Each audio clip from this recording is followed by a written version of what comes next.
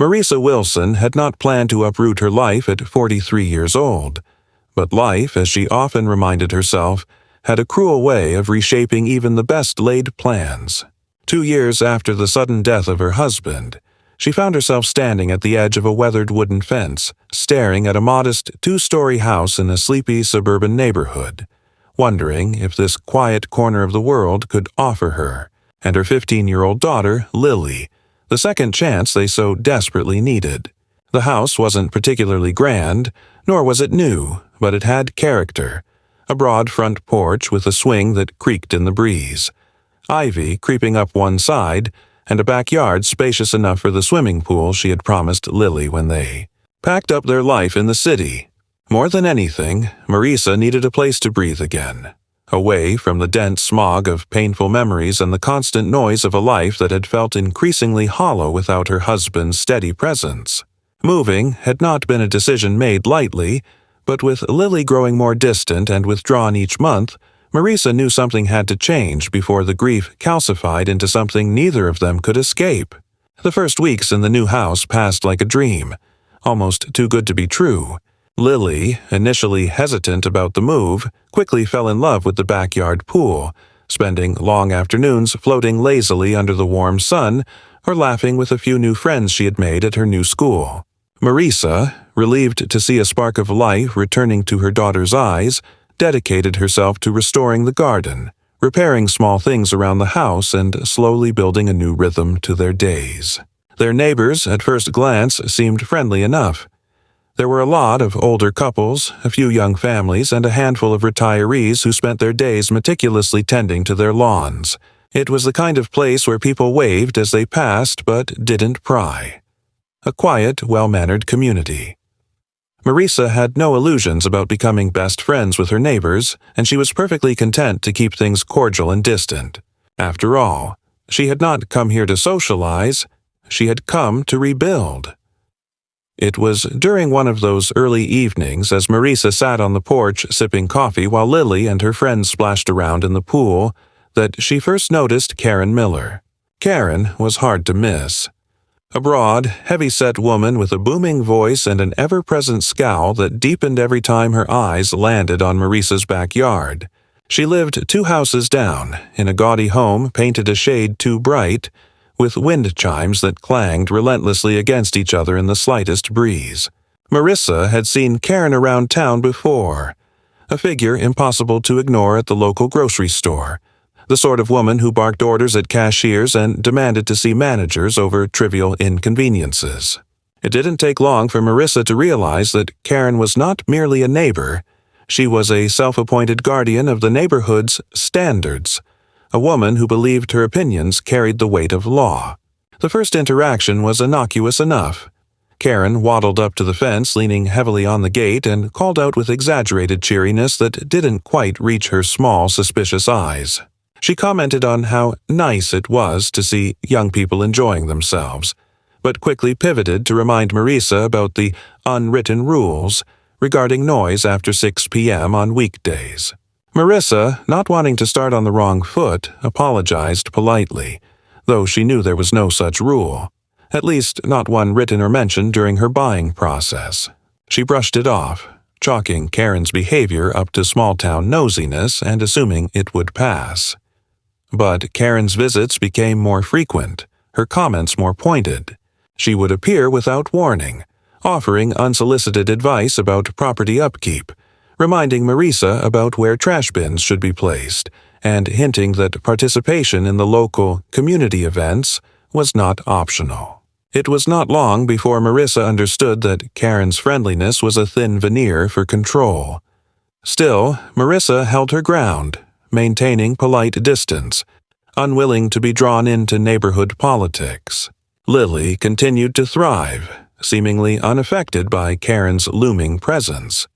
It wasn't until one particularly hot Saturday afternoon that the situation escalated from irritating to alarming. Lily had invited 2 of her school friends over to swim.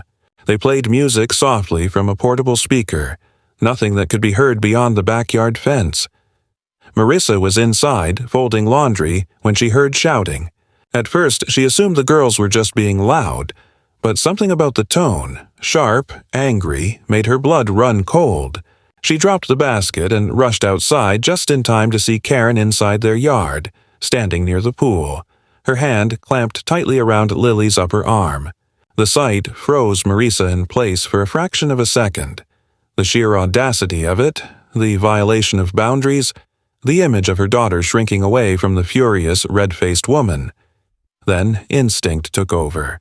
Marisa stormed across the yard, her voice cutting through the humid air like a whip. Karen let go of Lily immediately, stepping back with a huff, her cheeks flushed and chest heaving from the effort of her rant.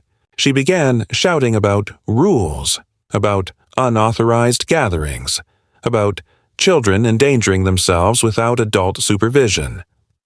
Lily, visibly shaken, rubbed her arm where Karen's fingers had dug into the soft flesh, leaving red, angry marks. Marisa kept her voice low and firm, telling Karen to leave immediately. When Karen refused, continuing to bluster and gesticulate wildly, Marisa took out her phone, not to record, but to call the non-emergency police line. The act alone was enough. Karen cursed under her breath and stormed off, muttering about ungrateful newcomers and disrespect for authority. Marisa pulled Lily into a tight hug, feeling her daughter trembling in her arms. She told the girls to go inside and lock the door while she remained outside, heart pounding, mind racing. She knew, in that moment, that this wasn't just a bad neighbor situation. This was something bigger, more dangerous. That evening, after ensuring Lily was safe and calm, Marisa took deliberate, measured steps.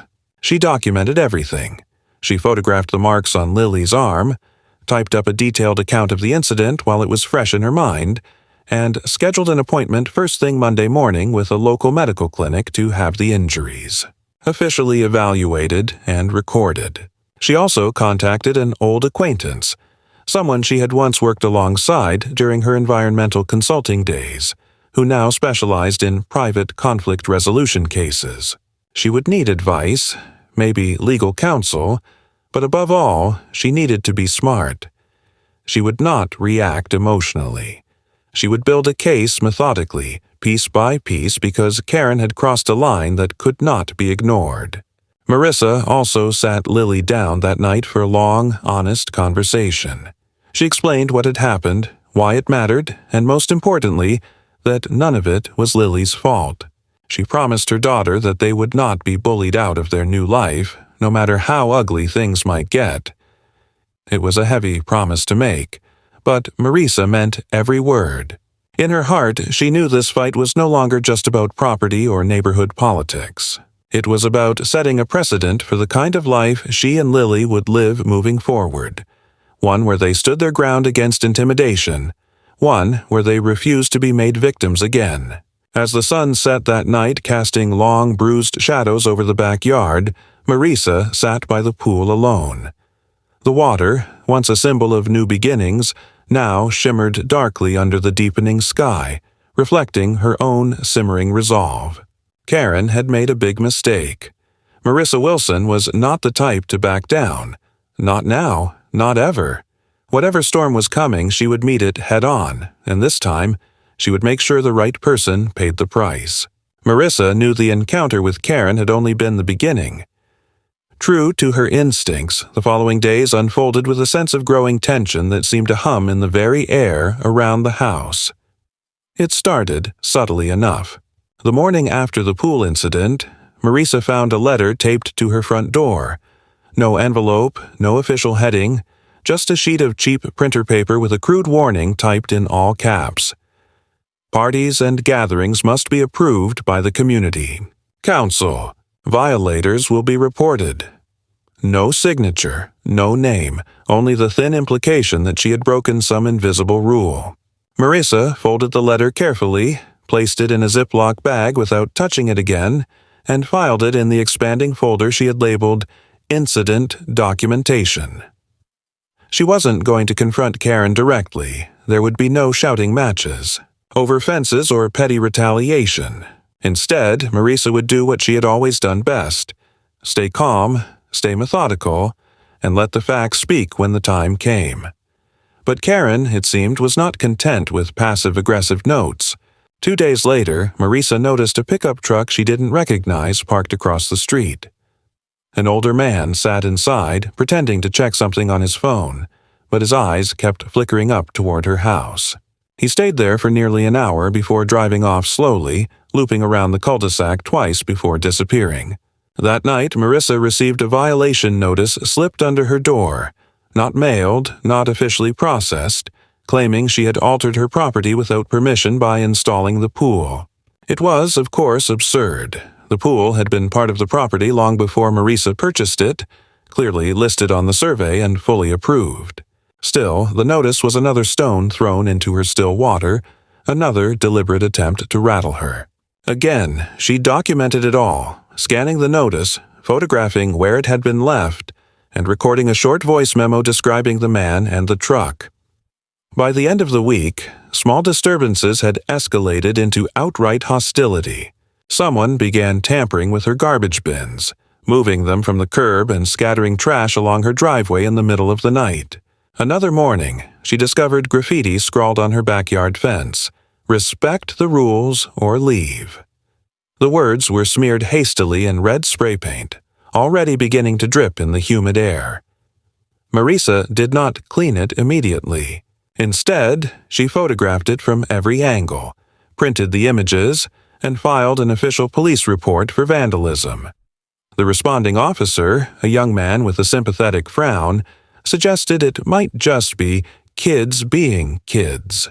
But Marisa knew better. This was no teenage prank. It was a campaign, a strategy of harassment designed to make her life uncomfortable enough to force her out. It was late Friday evening when the real escalation occurred. Lily had gone over to a friend's house for a sleepover, leaving Marisa alone in the house. She sat at the kitchen table, sipping herbal tea, the folder of incidents laid out before her. She was cross-referencing the dates and times, trying to find a pattern in the disturbances, when the doorbell rang. Her stomach clenched instinctively. Few people rang doorbells after dark in a neighborhood like this.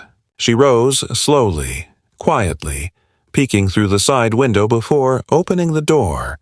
Standing there, under the dim porch light, was a stocky man in a navy blue jacket with the word "Compliance" stitched onto a patch over the breast pocket. His jacket and clipboard looked official enough to fool someone less cautious, but something about his demeanor was off, too casual, too familiar. "Evening, ma'am," he said, flashing a badge too quickly for Marisa to verify. "I'm here to conduct a spot check on property modifications. Standard procedure, nothing to worry about. Just need to take a few pictures and measurements." Marisa didn't budge. She asked calmly for his identification and the name of the department he represented. The man hesitated, a fraction too long, before rattling off the name of a community development office that, to Marisa's knowledge, did not exist in their jurisdiction. When she pressed him further, his friendliness slipped into irritation. "You don't want to cooperate with the community. That's your business," he muttered, turning on his heel and stomping off into the night. Marisa stood frozen for a moment, heart pounding, then sprang into action. She locked the door, grabbed her phone, and reported the encounter to the police non-emergency line. Within the hour, an officer arrived, took her statement, and agreed that the man's behavior was suspicious. The officer promised to circulate a description and advised Marisa to call 911 immediately if he returned. That night, Marisa barely slept, her mind racing through worst-case scenarios. She realized with dawning clarity that this was no longer just Karen's petty war. It had evolved into coordinated intimidation. The next morning, Lily returned home, cheerful and oblivious to the previous night's events. Marisa debated whether to tell her the full extent of what was happening. Ultimately, she decided honesty was the safest path. They sat together on the back porch as Marisa carefully explained the situation. The letters, the vandalism, the fake official, and the possibility that someone was trying to scare them into leaving. Lily listened quietly, clutching her knees to her chest. When Marisa finished, Lily nodded and said simply, "Then we fight smart, right?" Marisa smiled, pride swelling in her chest even as fear gnawed at her edges. "Exactly right," she said. "We don't fight loud, we fight smart." Later that day, Marisa took another important step. She contacted a reputable local security company and scheduled the installation of additional surveillance cameras, this time hidden, wireless, and covering all access points to their property. She also arranged a consultation with a civil attorney specializing in harassment and property rights. It was clear that Karen and her allies were banking on Marisa reacting impulsively, making a mistake they could exploit. Instead, Marisa would build her case with precision, just as she had built environmental reports in her career, layer by layer, irrefutable. The breaking point came on a Sunday afternoon. Marisa and Lily were enjoying a rare, quiet moment, lounging by the pool, when a group of neighbors marched down the sidewalk, led, predictably, by Karen. They carried handmade signs reading, "Protect our community," "Respect the rules," and "No unapproved gatherings." It was laughable in its pettiness, but the hostility radiating from the group was palpable. Karen stopped in front of Marisa's fence, waving her sign aggressively. "This is what happens when you think you're above the rules," she shouted, her voice carrying across the street. "You and your little brat are tearing apart our peaceful neighborhood." Lily flinched beside her, and that was enough for Marisa. She rose slowly, walked to the fence, and spoke in a clear, unwavering voice. "Get off my property," she said. Karen sneered, emboldened by the small crowd. "We have every right to be here. We're protesting." Marisa shook her head. "You're trespassing, harassing, and threatening a minor. I've documented every incident. You have 10 seconds to leave before the police arrive." The group hesitated. Karen opened her mouth to argue further, but one of her companions, a middle-aged man with a wary glance, tugged at her arm. "Come on, Karen," he muttered. "She's not bluffing." Slowly, grumbling and casting hateful glares over their shoulders, the group dispersed. Marisa watched them go, her hands trembling only slightly, adrenaline coursing through her veins. That evening, she sent copies of the footage from her new cameras to her lawyer and drafted formal trespassing warnings for Karen and the ringleaders of the protest. Each document was carefully worded, legally sound, and delivered via certified mail. There would be no more warnings. Karen had made a serious mistake, not just in underestimating Marisa's resolve, but in bringing the full weight of documented, organized harassment against herself. As darkness fell, Marisa sat once again by the pool, the night air cool against her skin, her muscles still taut with residual tension. She stared at the reflection of the stars on the water's surface, breathing deeply, centering herself. This was her home. This was her life, and no amount of intimidation would drive her away. Marisa woke up the next morning with a familiar sense of tension already threading through her muscles, a silent reminder that her life was no longer her own peaceful corner of the world, but a battleground she could not afford to abandon. She rose quietly, careful not to disturb Lily, who was finally beginning to sleep soundly again after the latest confrontation. As she moved through the house, Marisa noticed the subtle signs of intrusion that had become all too familiar. The faint creak of the side gate, which she distinctly remembered latching the night before, and the inexplicable scattering of pebbles. Across the welcome mat, as if someone had walked back and forth in front of the door under cover of darkness. She did not panic. Instead, she documented every detail with calm efficiency, snapping photos with her phone, logging the time and conditions in her journal, and filing the evidence away for her growing case. She had learned quickly that in a conflict like this, patience and precision were far more lethal than outrage. By midday, the neighborhood seemed to have returned to its deceptively tranquil facade. Lawn sprinklers clicked rhythmically, birds chattered in the trees, and children's laughter floated down the street from a nearby park. Yet Marisa knew better than to be lulled by appearances. She kept one eye on the security monitors she had installed discreetly around the property, noting the movements of cars, the slow circling of unfamiliar vehicles that paused just a little too long near her driveway, and the brief flashes of figures, loitering near the property lines. It was during one of these scans that she caught sight of Karen herself, standing brazenly across the street, arms folded over her chest, watching Maurice's house with a look of smug satisfaction plastered across her heavy features. The sight sparked a flash of anger in Maurice's chest, but she quickly smothered it. Let Karen watch. Let her think she was winning. The real trap was already closing around her, slowly and legally. That afternoon, Marissa received a certified letter addressed from a local attorney's office. The name on the envelope, unfamiliar. Opening it with careful hands, she found a formal notice of intent to file a civil complaint against her for willful disturbance of community peace, unauthorized use of shared amenities, and reckless endangerment of minors.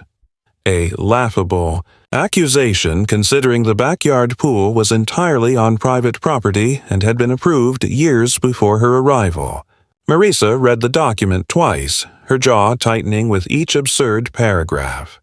It was clear that Karen was escalating the conflict into legal harassment, attempting to drain Marissa's resources, time, and emotional energy through fabricated lawsuits. She wasted no time forwarding the letter to her attorney, who responded with a mixture of indignation and reassurance. "They don't have a leg to stand on," he said, his voice clipped and professional. "This is a textbook example of frivolous litigation, but it means we need to move faster." The following week unfolded with a relentless intensity that left Marissa both exhausted and grimly determined. Strange cars parked outside her house at odd hours. Lily's school reported an anonymous call questioning Marissa's parental fitness, an accusation so baseless and offensive that the principal herself called Marissa personally to assure her it would be dismissed immediately. Packages Marissa had never ordered began arriving at her doorstep. Deliveries of pizza, catering orders, and even pest control services, all under her name, all unpaid, designed to embarrass and inconvenience. Each new incident was documented meticulously, reported, and filed, brick by brick building a wall of evidence that would eventually become Karen's undoing. One evening, as Marissa returned from a late meeting with her lawyer, she found her mailbox jammed with soaked newspapers and torn flyers, the wet mass crammed so tightly that it took her several minutes to extract it all. Buried among the mess was another letter, this one handwritten, the words scrawled in a shaky, angry script. "Go back where you came from. You don't belong here." Marissa sat in her car for a long moment, staring at the letter in the dim glow of the dashboard light. She felt the old, familiar surge of fear and fury, but pushed it down with practiced control. She was not leaving. She was not running. Karen and her cronies had picked the wrong woman to intimidate.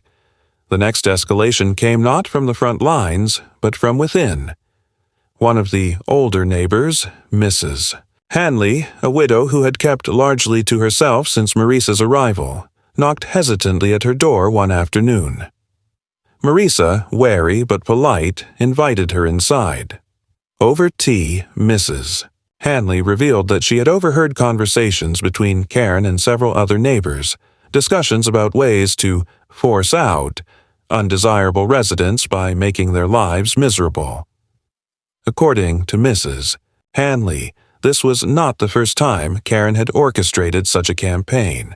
2 years ago, a young couple had left abruptly after months of petty harassment and bogus complaints. Marissa listened intently, recording the conversation with Mrs. Hanley's consent, her mind racing. The pattern was clear now.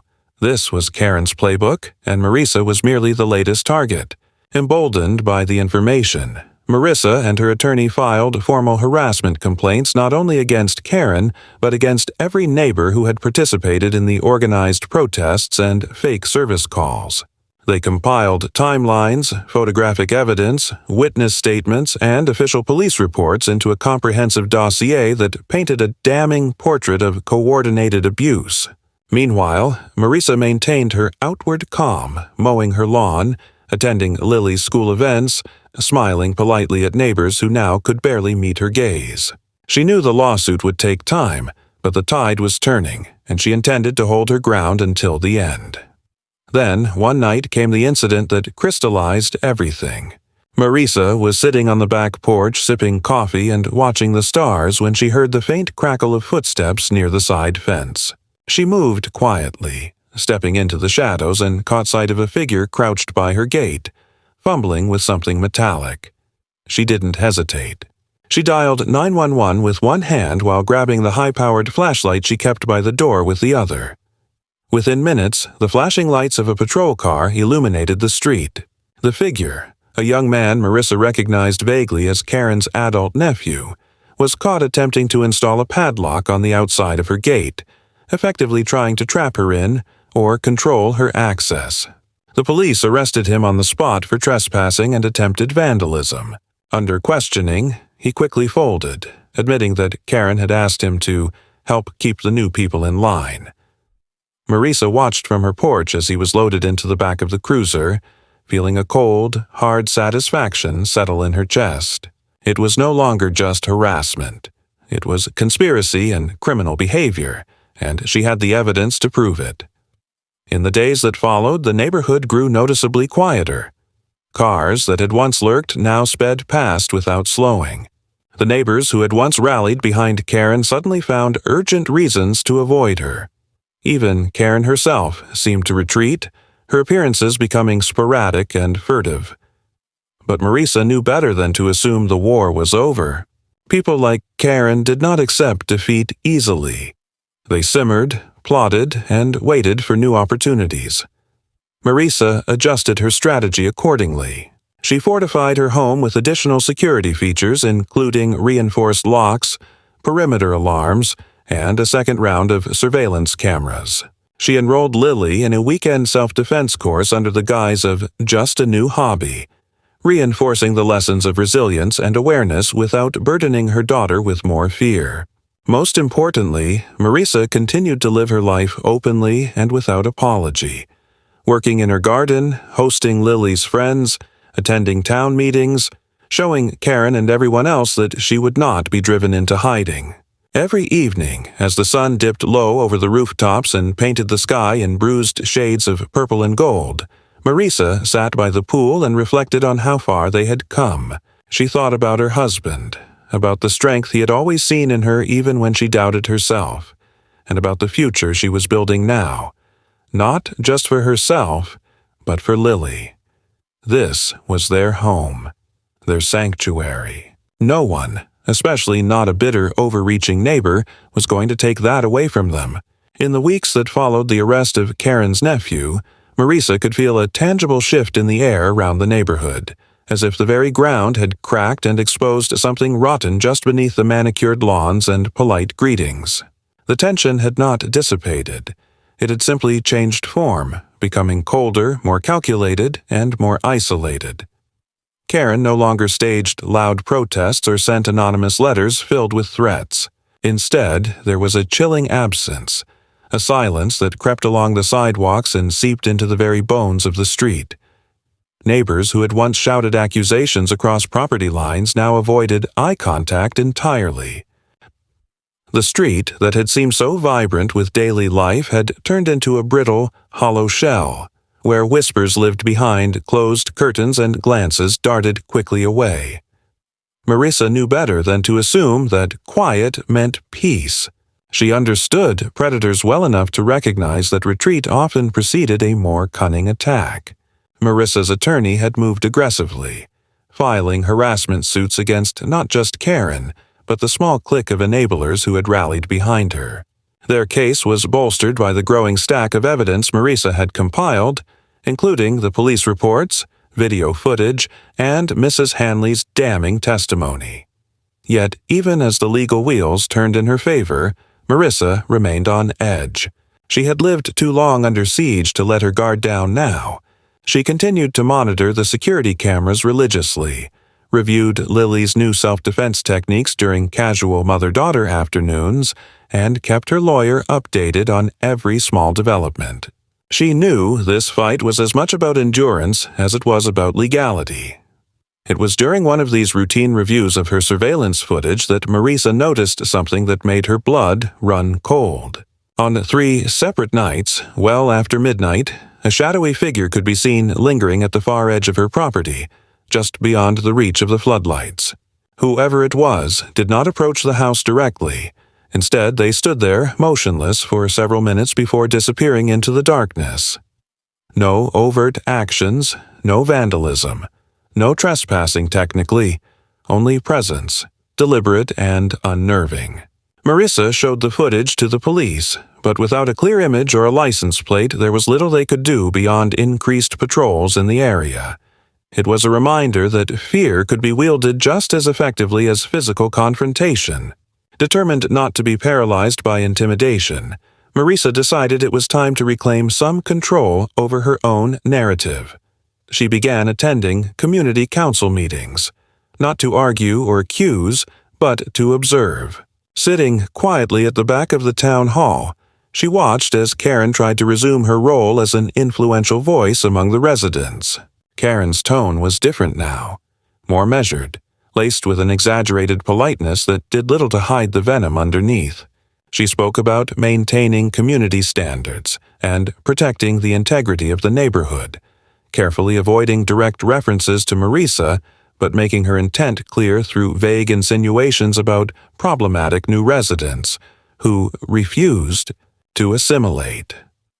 At first, Marisa feared she would find herself isolated at these meetings, but to her surprise, cracks had already begun to form in Karen's once solid support base. Several residents raised eyebrows at Karen's speeches, some even exchanging uncomfortable glances. It became clear that the incident with her nephew, coupled with the pending lawsuits, had tainted Karen's image more than she realized. Fear had turned into embarrassment. One evening, after a particularly tense meeting where Karen tried and failed to push a motion for stricter residential activity oversight, an older man Marisa barely knew approached her quietly in the parking lot. He didn't introduce himself, only muttered, "You're doing the right thing. We should have stood up to her a long time ago," before slipping away into the night. The realization hit Marisa slowly but unmistakably. Karen was losing her grip, not because of direct confrontation, but because Marisa had refused to be bullied into silence. By simply existing, by continuing to live her life with dignity and without capitulation, Marisa was eroding Karen's power more effectively than any argument or lawsuit could. It was a small, almost imperceptible victory, but it fortified Marisa's resolve like nothing else had. Still, she knew better than to believe the worst was behind her. People like Karen did not accept defeat easily. They adapted, they found new methods, and they struck from unexpected angles. That truth came crashing down one Saturday afternoon when Marisa returned home from running errands to find a bright orange notice nailed to her front door. It was an official code violation citation claiming she had made unauthorized structural changes to her property that posed a public safety hazard.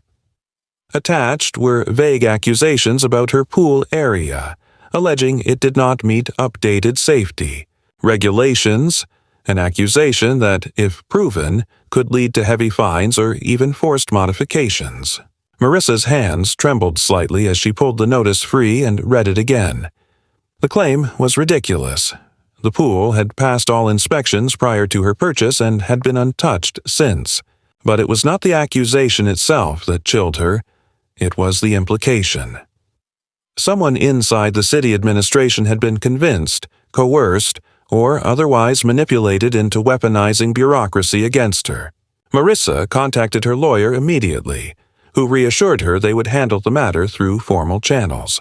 But even as she drafted the official rebuttal, Marisa could not ignore the gnawing sense that this was no longer just about Karen's personal vendetta. It had become something larger, a systemic abuse of power stretching beyond neighborhood politics. For the first time since moving into the house, Marisa felt a moment of real doubt. Not about her ability to fight, but about whether the rules she had trusted to protect her were as stable as she had once believed. That night, after Lily had gone to bed, Marissa sat alone on the back porch, staring at the still surface of the pool. The reflection of the moon shimmered on the water, distorted by the occasional ripple of a breeze. She thought about her husband, about the promises they had made to each other to always stand for what was right, even when it was difficult, even when it was terrifying. She thought about Lily's quiet strength, about the resilience she was teaching her daughter simply by refusing to be broken. And she realized that the fight was no longer just about defending her home. It was about asserting her right to exist without fear, to carve out a space where dignity and respect could thrive against all odds. Marissa rose slowly, feeling the weight of exhaustion pressing down on her but refusing to give it victory. She gathered the paperwork strewn across the kitchen table, the legal notices, the rebuttals, the surveillance stills, and methodically organized them into a growing arsenal. This was not over. This was merely the turning point, the moment when a battle became a war, when survival became resistance. Marissa understood now that Karen's biggest mistake had not been underestimating her strength or resolve. It had been failing to recognize that a woman who had already lost everything she once held dear had no fear left to exploit. As the clock ticked past midnight, Marissa locked up the house, checked the security systems one last time, and allowed herself a brief moment to breathe in the cool night air. She was tired, she was outnumbered, and she was facing forces that operated far beyond the petty malice of a bitter neighbor. But she was still standing, and that, she knew with unshakable certainty, was more dangerous to her enemies than anything they could ever do to her. The quiet after the code violation notice did not last long, and Marissa had known better than to expect otherwise. The next phase of the conflict came not with shouting or vandalism, but with a cold, bureaucratic precision that sent a different kind of chill down her spine. It started with official-looking vehicles parked conspicuously on the street outside her house, white vans with vague municipal logos, unmarked SUVs with tinted windows, men in reflective vests taking photographs of her property from a careful distance. When Marissa inquired through her attorney, she was told that several anonymous complaints had been filed regarding alleged environmental hazards on her property, specifically around the pool area and the surrounding drainage systems. The accusations were vague enough to warrant investigation, but baseless enough to feel like yet another weaponized tactic meant to harass her into submission. Marissa responded the only way she knew how, methodically, legally, and with an ironclad patience. She hired an independent licensed inspector, an expensive move, but necessary, to conduct a full environmental survey of her property. The results were predictably flawless. The pool met all safety standards, the drainage system functioned properly, and there were no hazardous conditions anywhere on the premises. She filed the results with the city immediately, copying her attorney and demanding that any further inspections be conducted only with proper notice and legal warrants. Yet even with these defenses firmly in place, the onslaught continued. She began receiving daily letters from the city about minor alleged infractions: a hedge trimmed too low, a garden hose visible from the street, a garden decoration not compliant with visual uniformity standards. Each notice required a written response, a documented correction, and sometimes a re-inspection, all meticulously timed to erode her time, her energy, and her will. Meanwhile, the human element of the harassment had not disappeared. Though Karen had largely retreated from direct confrontation, her influence still lingered. Marissa found nails scattered across her driveway one morning, barely visible against the concrete, a crude but dangerous attempt at sabotage.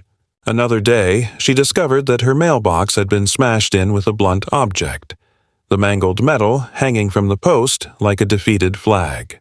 Marissa did not allow herself the luxury of anger. She simply documented each incident with grim efficiency, added the evidence to her expanding archive, and pressed forward with her lawsuit. Every small act of malice was another nail in Karen's legal coffin, and Marissa refused to give her the satisfaction of emotional collapse. The true escalation, however, came not from these petty acts, but from a calculated strike at Marissa's most vulnerable point: her daughter. One afternoon, Lily returned home from school unusually quiet, her eyes shadowed by a worry she did not immediately share.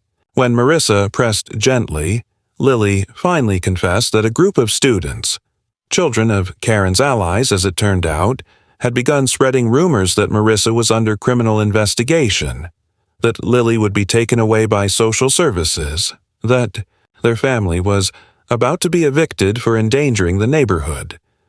The cruelty of it was breathtaking in its simplicity. Children weaponized against children, lies bleeding into real fear. Marissa's heart broke a little as she listened, but she did not show it. She comforted Lily with calm, measured words, explaining the reality of their situation in terms her daughter could understand without feeling overwhelmed.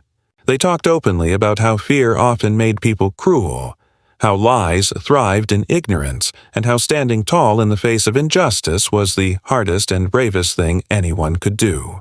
That night, after Lily went to bed, Marissa sat alone in the living room, staring at the quiet, darkened street outside her window, and allowed herself a rare, silent moment of grief, for the innocence stolen from her daughter, for the peace she could no longer offer, for the unrelenting burden she carried without complaint.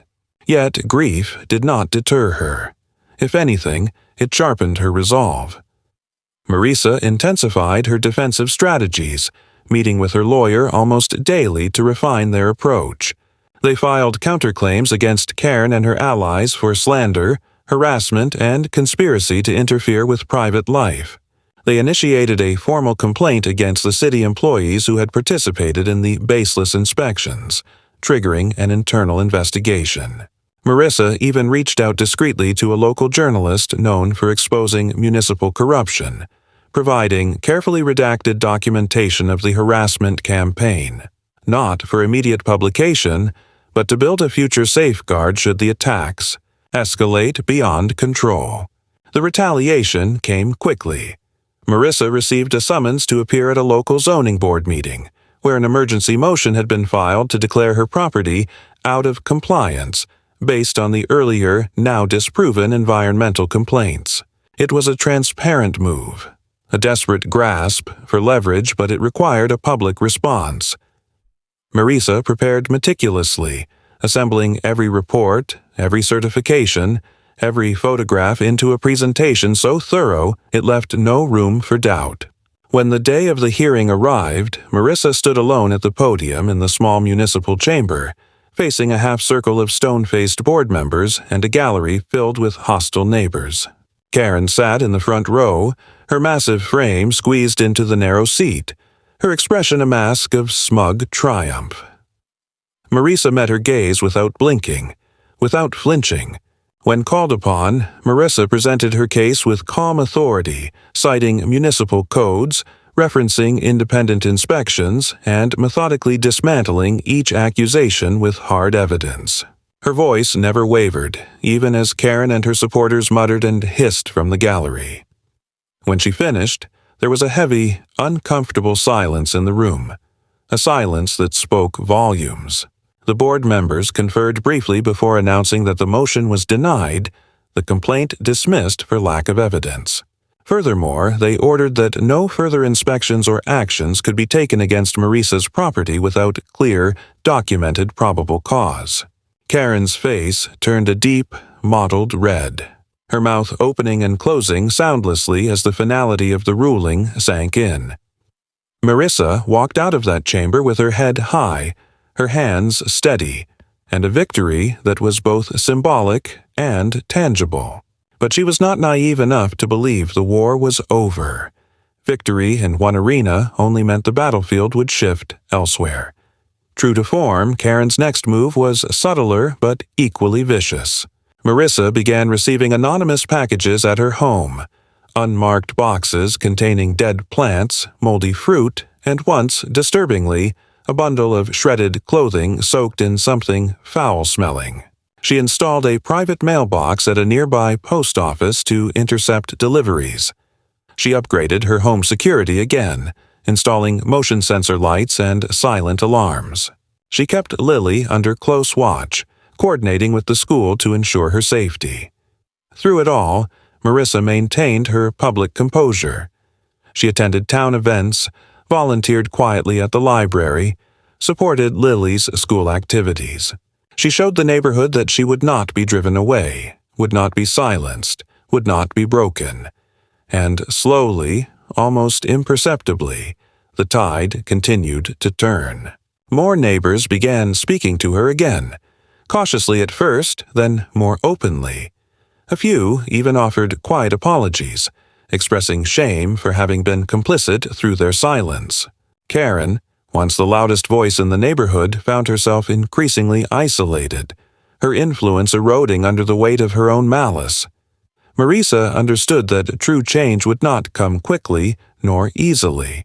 Healing the wounds Karen had inflicted on the community would take time, patience, and a steadfast refusal to surrender to fear. But as she sat by the pool one evening, the warm breeze stirring the water into gentle ripples, Marissa allowed herself a small, hard-won smile. She had weathered the worst they could throw at her and emerged not unscathed, but unbroken. She had proven, to herself and to everyone watching, that dignity, perseverance, and quiet strength could triumph even against the most insidious forms of cruelty.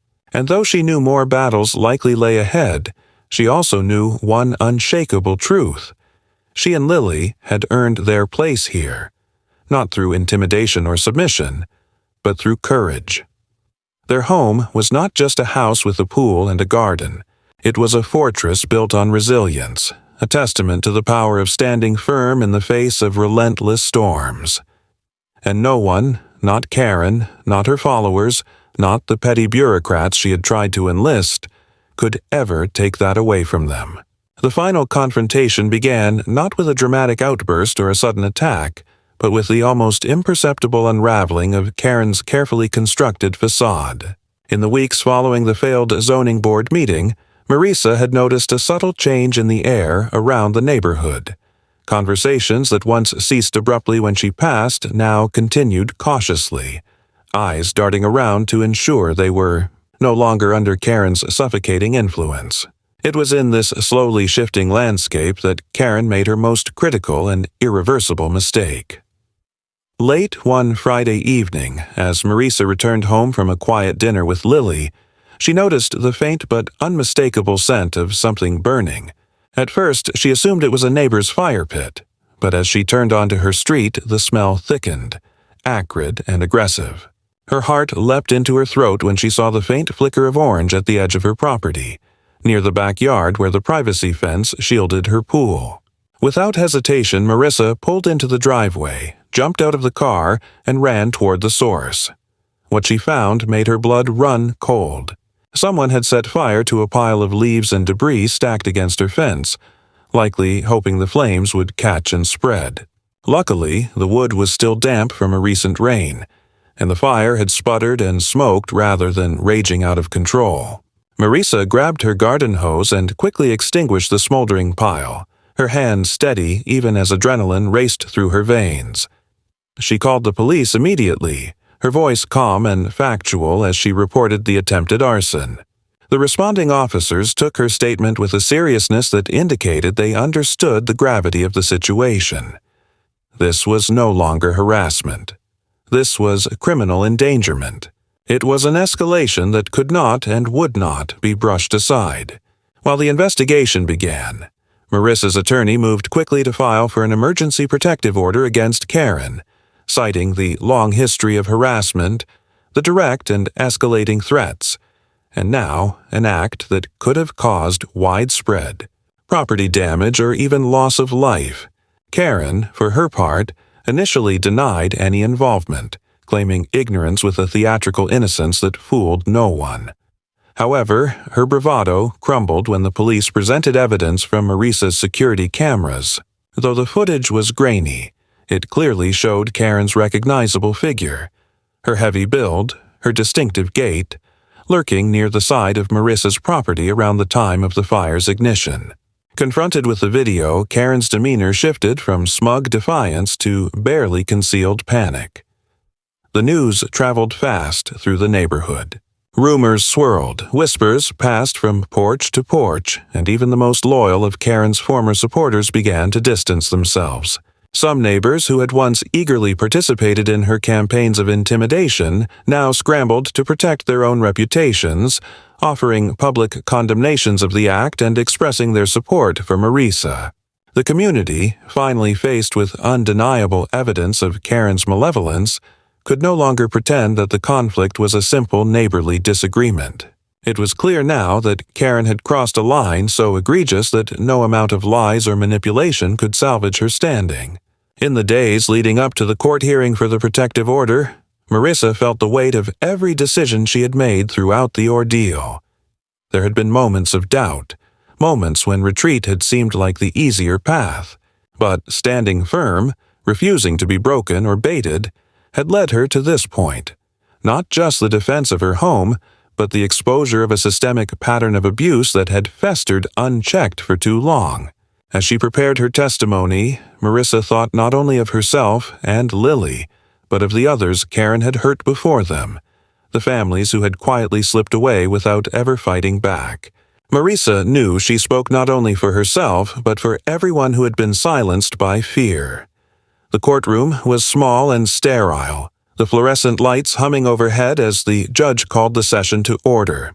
Karen sat at the defendant's table, her once proud posture sagging under the weight of public disgrace. Her attorney, a dour man who looked like he would rather be anywhere else, whispered urgently in her ear, but Karen only scowled, her arms crossed defiantly over her chest.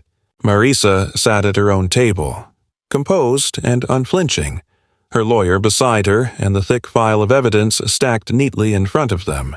When Marisa took the stand, she spoke clearly, methodically recounting the months of harassment, the slander, the threats, the physical intimidation, and now, the attempted arson.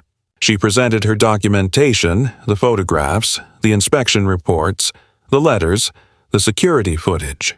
She remained composed even under cross-examination, refusing to be rattled by Karen's lawyer's thinly veiled attempts to paint her as overly sensitive or vindictive. The judge listened intently, his face impassive but his questions pointed, revealing a clear grasp of the seriousness of the situation. Karen, when called to testify, tried to deflect blame, casting herself as a misunderstood guardian of the community's standards, unfairly persecuted by an outsider unwilling to adapt. But her bluster rang hollow against the mountain of evidence. Her contradictions under questioning only deepened the court's skepticism, and by the time her testimony ended, the outcome was all but certain. The judge ruled swiftly and decisively, granting the protective order in full. Karen was forbidden from coming within 200 feet of Marisa or Lily, from contacting them directly or indirectly, and from initiating any further complaints or actions against them. Furthermore, the judge referred the case to the district attorney's office for review of potential criminal charges related to the attempted arson and harassment. The courtroom emptied slowly, murmurs trailing behind Marisa as she stepped into the sunlight. It was a victory, tangible and undeniable. But Marisa knew better than to view it as the end of the road. True justice would take longer, perhaps months or even years, as the criminal case unfolded and the broader consequences of Karen's actions rippled through the community. But for the first time in a long while, Marisa allowed herself to breathe without the constant weight of vigilance pressing against her chest. That evening, as the sky burned in hues of gold and crimson, Marisa and Lily sat by the pool, their feet dangling in the cool water. They spoke little, the silence between them filled with a quiet understanding that no words could adequately capture. They had survived. They had fought with dignity and strength and had emerged from the crucible not unscarred but unbroken. Marisa looked at her daughter, saw the resilience blooming behind her shy smile, and knew with absolute certainty that no matter what came next, they would face it together. The house behind them stood strong and silent, no longer a fortress besieged but a home reclaimed. The waters of the pool reflected the first stars appearing in the twilight sky, calm and undisturbed. Marissa leaned back on her hands, feeling the warmth of the concrete beneath her palms, and smiled. It had been a long, brutal battle. But in the end, it was not rage or retaliation that had won. It was perseverance, patience, and the unwavering belief that justice, however slow and hard-fought, was worth every sacrifice.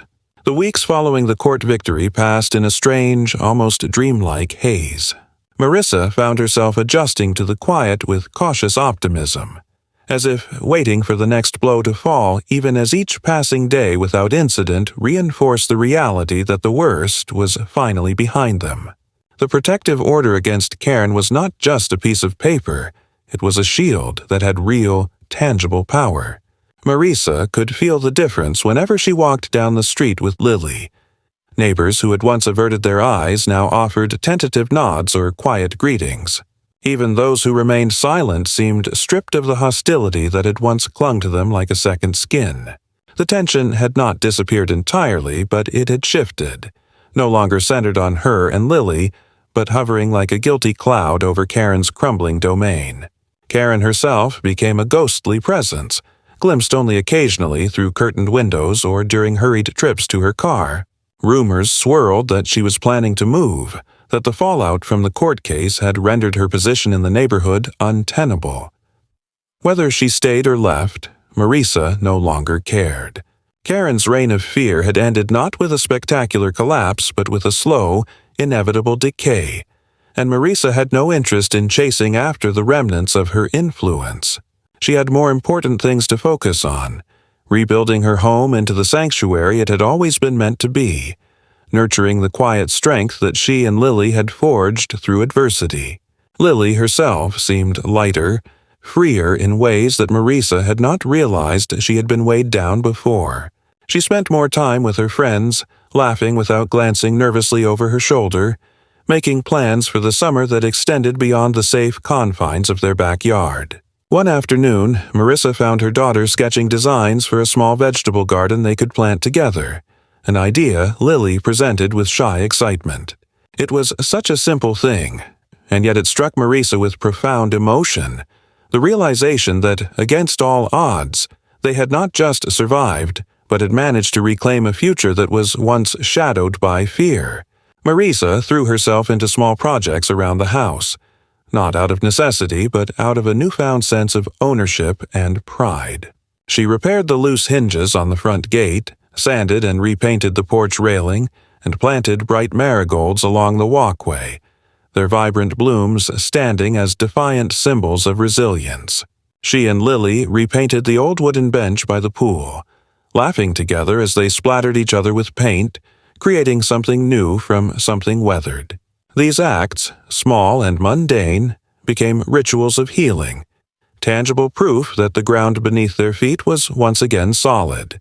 The lawsuit against Karen continued to progress quietly through the legal system, the criminal charges for harassment and attempted arson pending further hearings. Marissa attended the necessary meetings and court dates without allowing them to consume her life. She no longer lived with the gnawing anxiety that had once curled inside her chest like a living thing.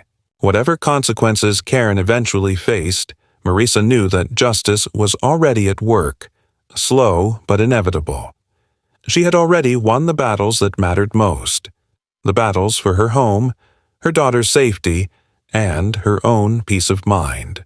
In late spring, the neighborhood hosted its annual community gathering, an event Marissa had heard about during her earliest days in the house but had never dared to attend. This year, however, things were different.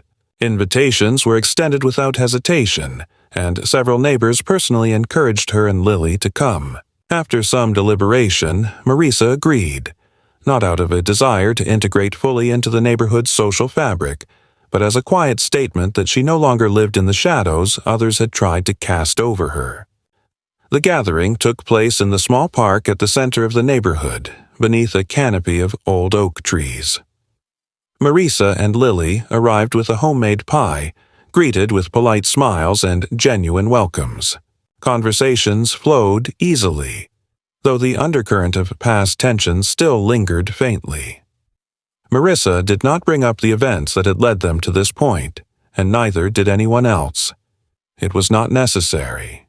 Their presence spoke louder than any words. They were there, unbowed and unapologetic, and that was enough. Later that evening, as the sun dipped low and fireflies began to blink against the darkening sky, Marissa stood by the edge of the park, watching Lily play a game of tag with a group of other teenagers. The laughter, the unself-conscious joy filled Marissa with a warmth so profound it almost brought tears to her eyes. She thought back to all the nights spent wondering if they would ever feel safe again, if they would ever be able to live without fear. And now, here they were, whole, stronger than ever, their lives their own once more. Marissa knew that the scars of the past would not simply vanish. There would be moments when the memory of what they had endured would rise up, unbidden and sharp. But those moments would no longer define them. They would be reminders of what they had overcome, of the courage it had taken to stand firm against cruelty, and of the unyielding love that had carried them through the storm. She took a deep breath, feeling the cool evening air fill her lungs, and allowed herself a rare, complete moment of peace.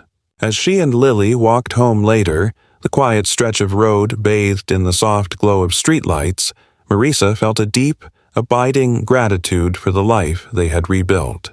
It was not perfect, nor would it ever be, but it was theirs, earned through resilience, protected by determination, and sanctified by the bond they shared.